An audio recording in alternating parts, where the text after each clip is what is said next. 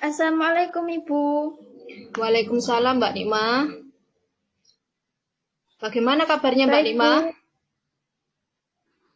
Baik Bu, terima kasih. Apa Ibu ada waktu sekarang?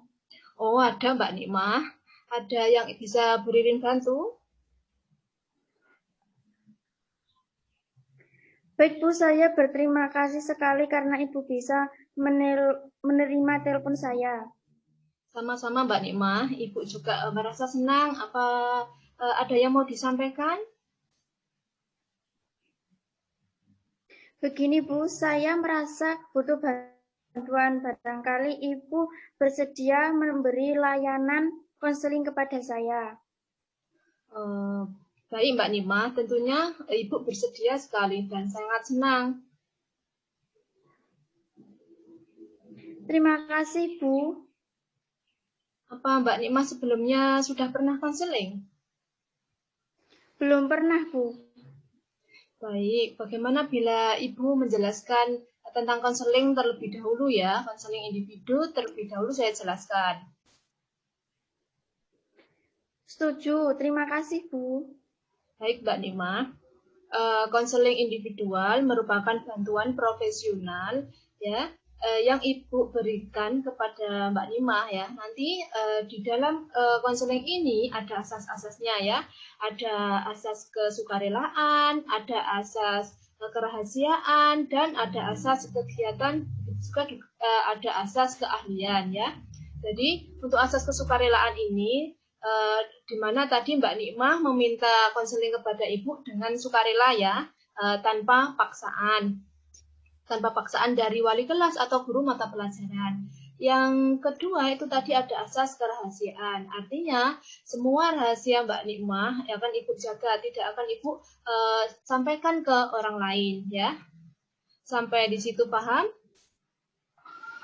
Oh begitu ya Bu, baru kali ini saya mendapat informasi tentang konseling. Terima kasih ya Bu. Ya Mbak Nikmah, sama-sama. Baik Mbak Nikmah, rupanya kita perlu diskusi panjang lebar ya tentang kesulitan yang Mbak Nikmah alami.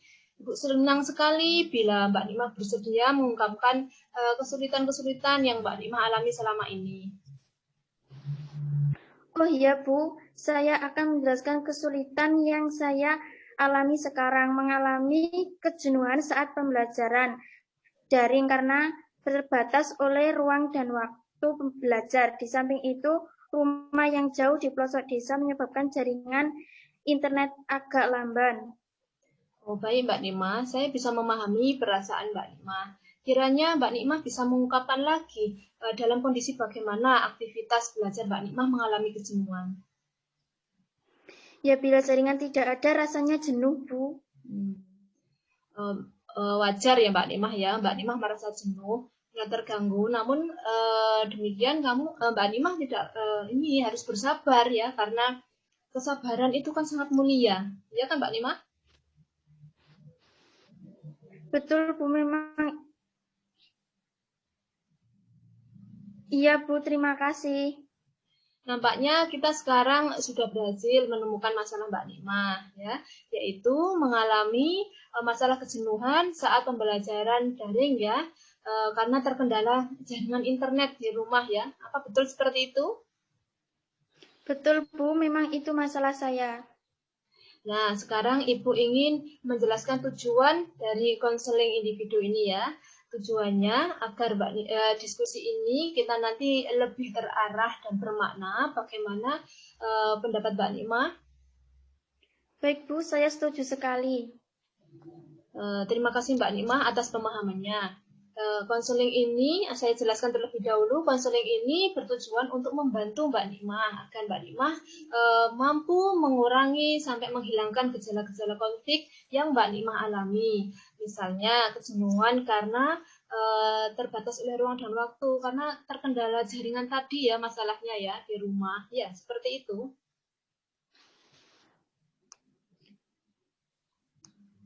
Terima kasih banyak Bu, saat ini saya sudah memahami tentang konseling yang saya lakukan ini.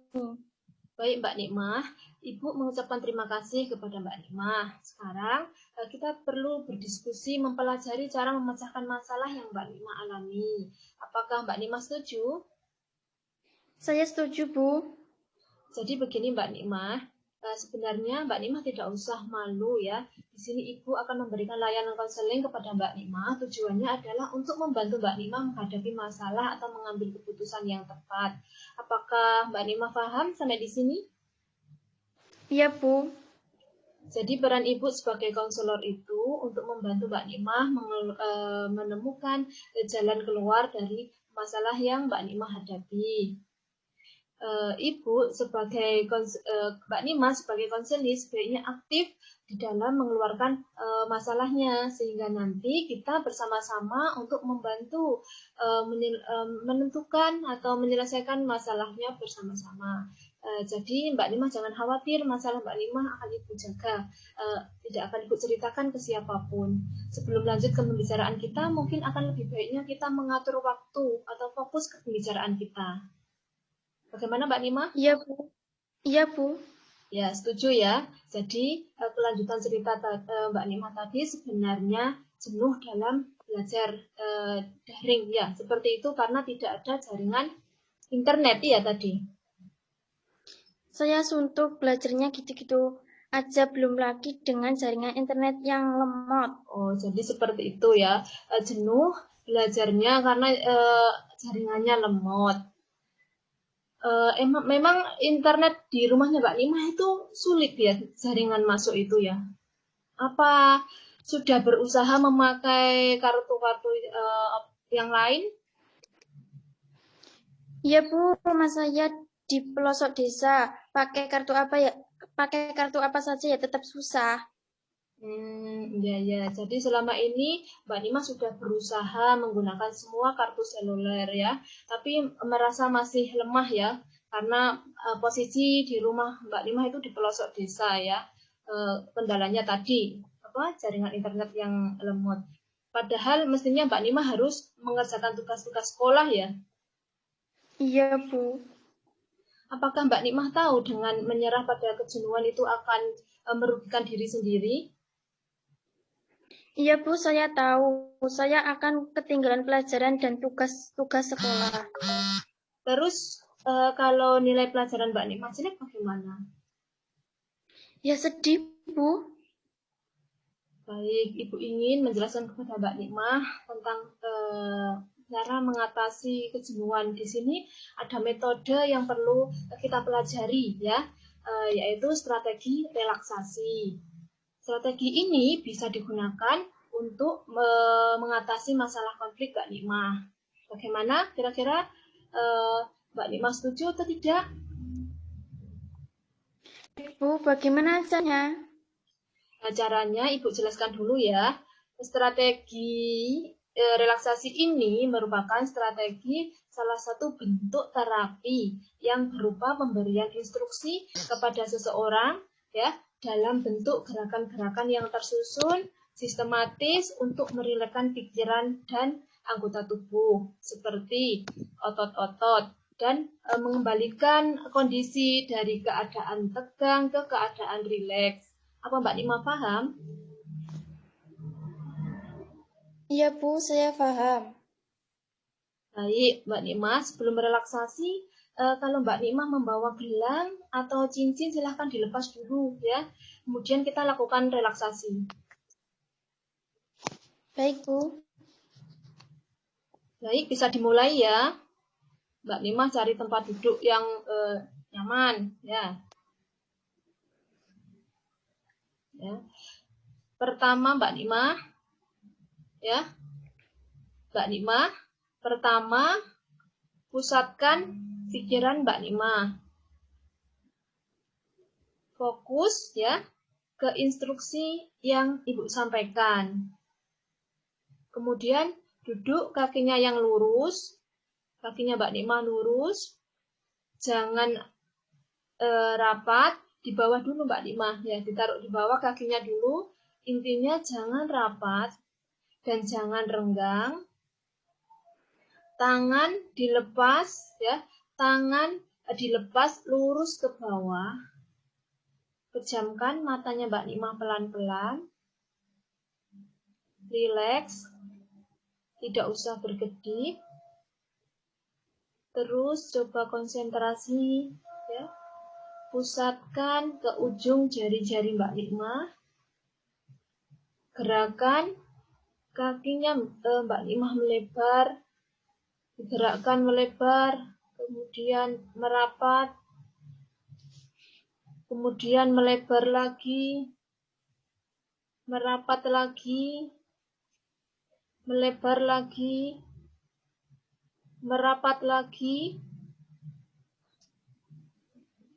Setelah itu angkat ujung jarinya, angkat sampai pangkal kaki, dua-duanya. Konsentrasi. Sekarang kedua kaki turunkan ke tanah, turunkan ke tanah, angkat lagi Mbak Nikmah, sampai sekuat tenaga, sampai otot-ototnya kencang. Sekarang turunkan lagi kakinya, sampai menyentuh tanah. Sekarang coba Mbak Nikmah lakukan tanpa menggerakkan kaki. Konsentrasi. Fokuskan ke ujung jari kaki Mbak Nikmah. Bayangkan otot-otot di ujung jari kaki Mbak Nikmah, peredaran darahnya lancar. Sekarang alirkan darahnya ke jari-jari kaki yang lain. Kemudian sekarang coba buka matanya Mbak Nikmah pelan-pelan. Kedip-kedipkan mata Mbak Nikmah. Rasakan. Sekarang Mbak Nikmah sudah merasa nyaman, tidak jenuh, dan optimis untuk melanjutkan belajar. Ya. Bagaimana Mbak Nikmah sekarang perasaannya?